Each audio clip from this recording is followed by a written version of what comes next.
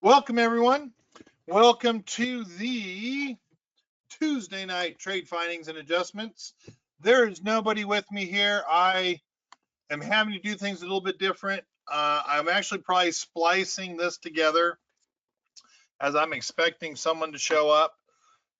The short answer is tonight I'm just going over the 3 trades that we put on a week ago. You're going to find out, I think they all look very, very good. And the question is, do you take them off or not? And I'm basically going to just point this out. The key is to letting things run if you want a really big return in your portfolio. Now, eventually someone's going to say, but Kevin, if you are doing 20% returns and only risking what, 3 or 5% of your portfolio, let's say 3, so that way you can't, well, we'll say 5, easier numbers, risking 5% of your portfolio on 90% winning trades, isn't that the smarter way to go, right? So that's a question. Isn't that the smarter way to go by just doing 20% returns? Now, we all know that really doesn't happen, but we're going to play with this just a little bit. 52 weeks, right? At 20% returns would be every 5 weeks you double. So 10, you'd have 1,000, you'd have 1,000 and 40%. 1,040% return on the portfolio, right? That would be your ultimate best case scenario. And I hope some of you look at that and go, huh, really? But remember, that's if you did that like on the whole portfolio, but we're only doing it on 5%, which means that 1,040 times 0.05%, 1040 times 0.05 means the most mathematically you could make on your portfolio is a 52% return. But you could have some losers in there, which could knock that down, but you could also have some winners. But the short answer is maybe your 5% keeps growing, which could bump that up a little bit. But these are the mathematical probabilities. And here's where I'm going to make a couple comments. Placing a trade every week is stupid. If you believe in fundamentals, technicals, and sentimental, boy, I spelled all those wrong, huh? Fundamentals, technical, and sentimental analysis. there are times you shouldn't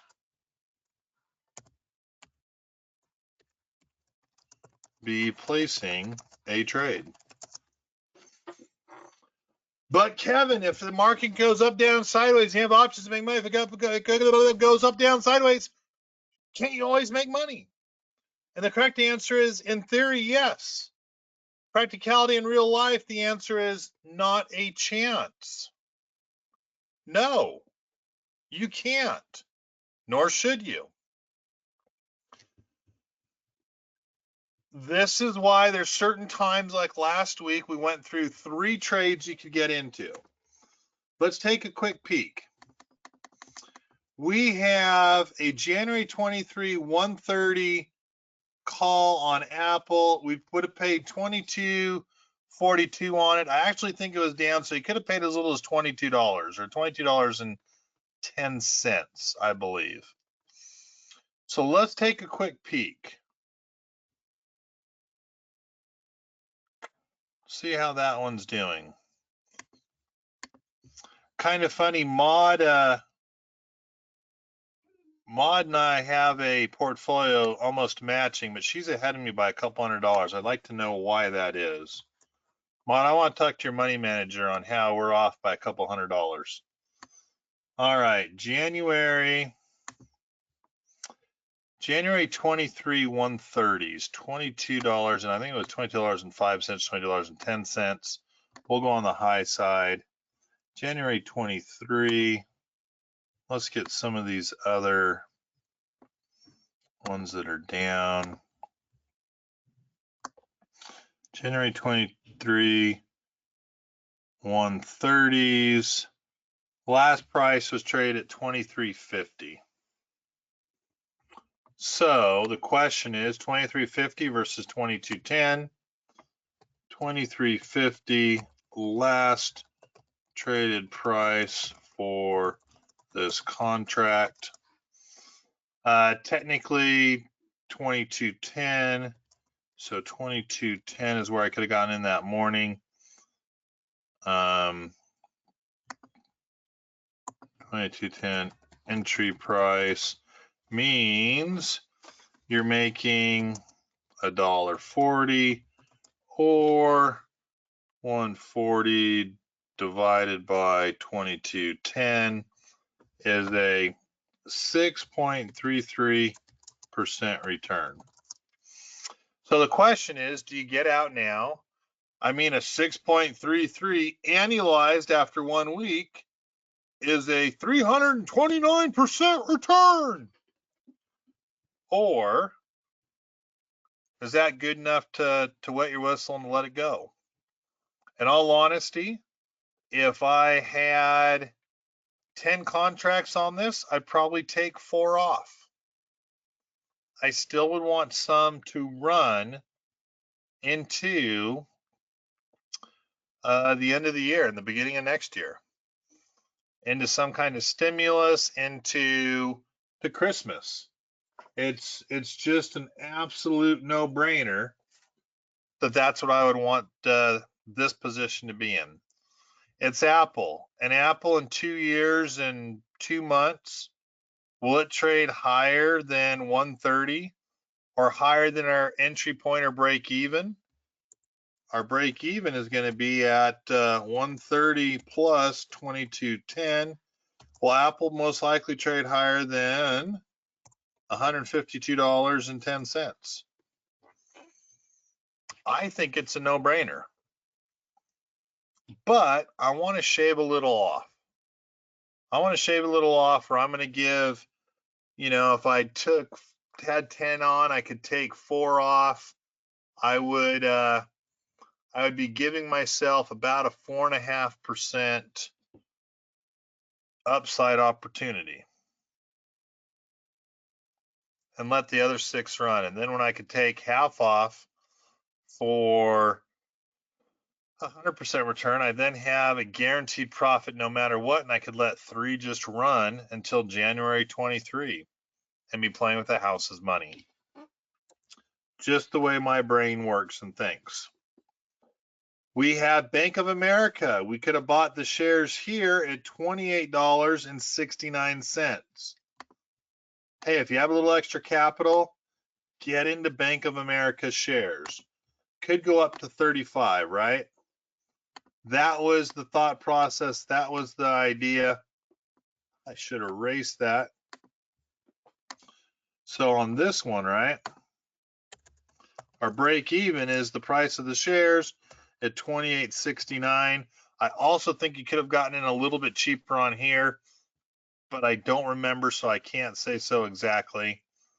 Let's take a quick peek at Bank of America.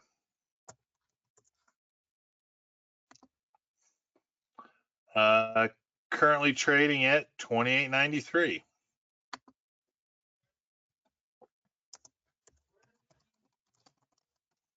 At $28.93 for a whopping profit of $28.69. 28.69 minus 28.93. Ooh, a whopping 24 cents. Or 24 cents divided by 28.69. And what, an 8.3% return? Ooh.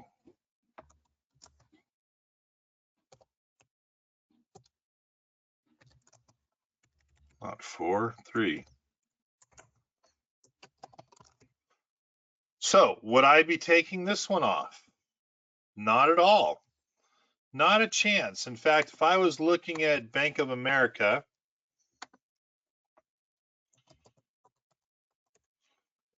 knowing they typically run, knowing they've broken above, knowing they've traded as high as 32-ish, I'd be letting these guys run.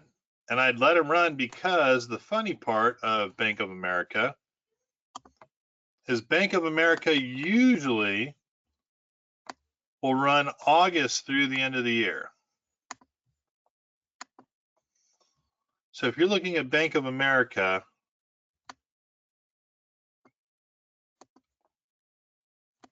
you have these runs sitting in Bank of America that are huge. Could we have already maybe been in it? Possibly. 21 up to 29 here. 22 up to 30 here. This is October. August is probably a little bit higher. I mean, we're talking 15 up to 23 here. They just have these runs that you want to take advantage of. Kevin, what about 2018? 24 to 26. It came later. It was a 21 towards the end of that year. Would have been tough.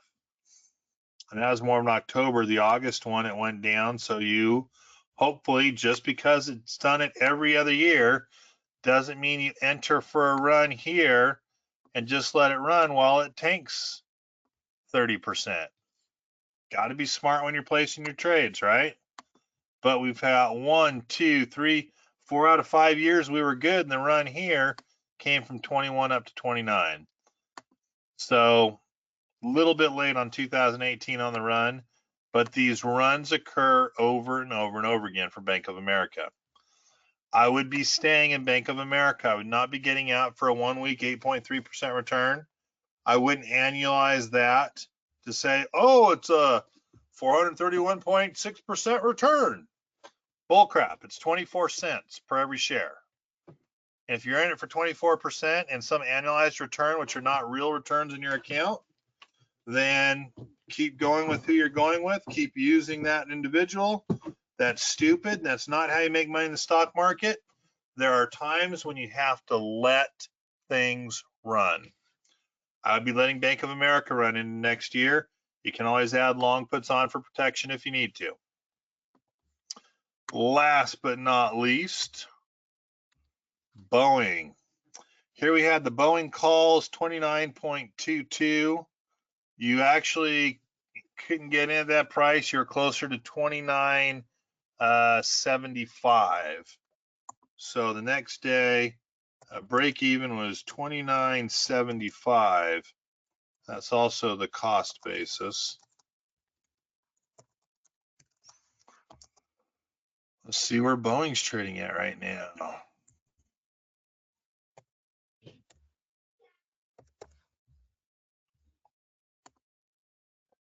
January 23, 330. Come on, Boeing, treat me nice. Boeing January 330, 23. 330 last traded at 37.80.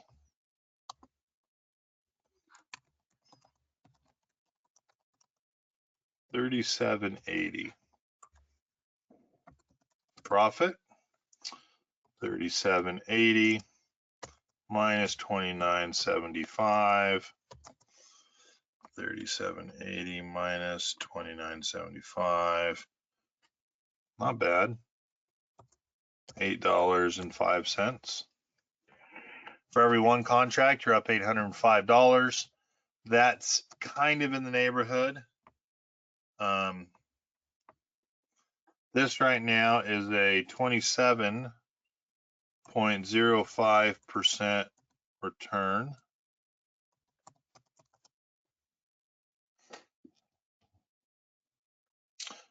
ROI, return on investment.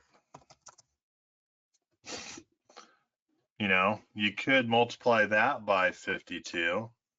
Oh, a 14,007% return annualized. Don't you wish?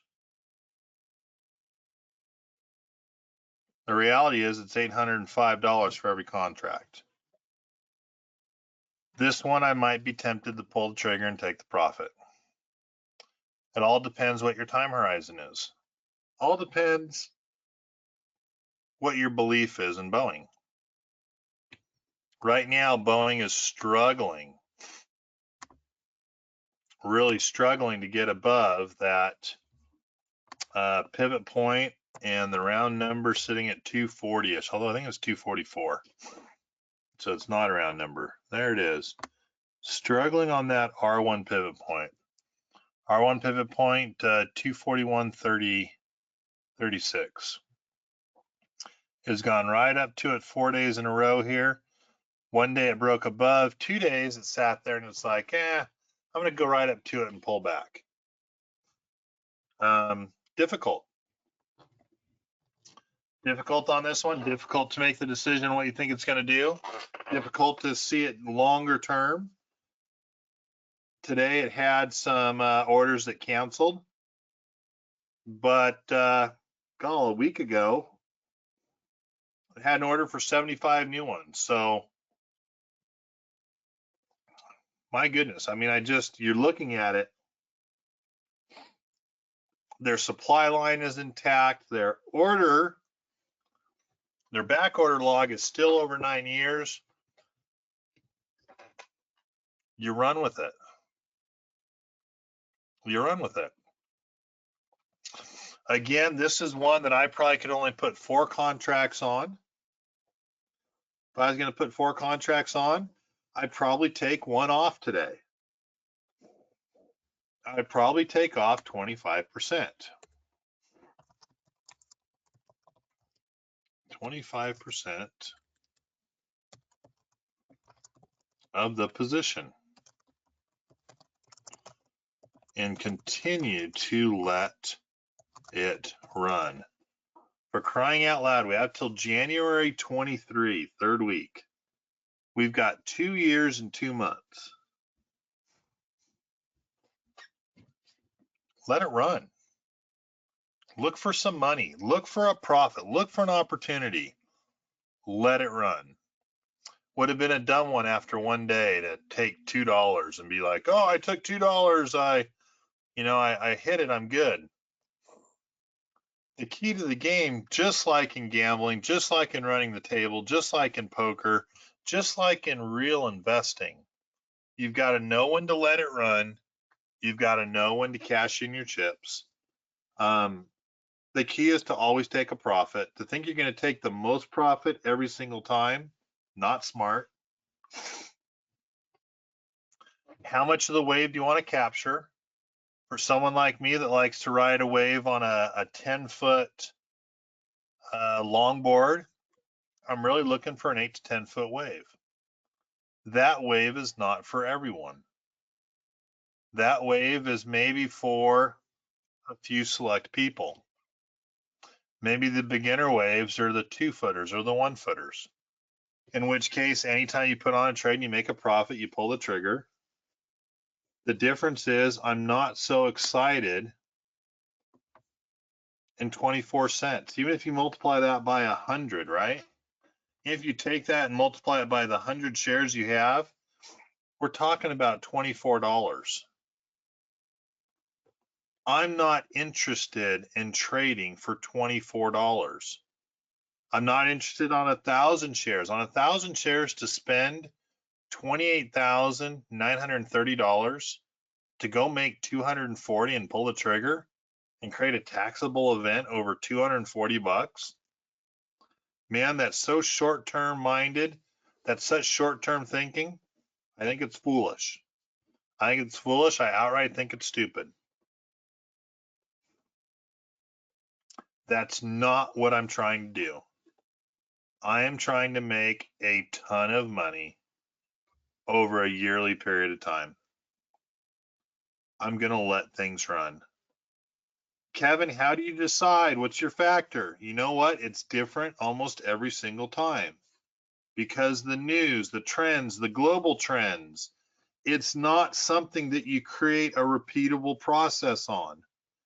Again, you're not going to catch the highs of the highs of the lows of the lows. You can't predict the future.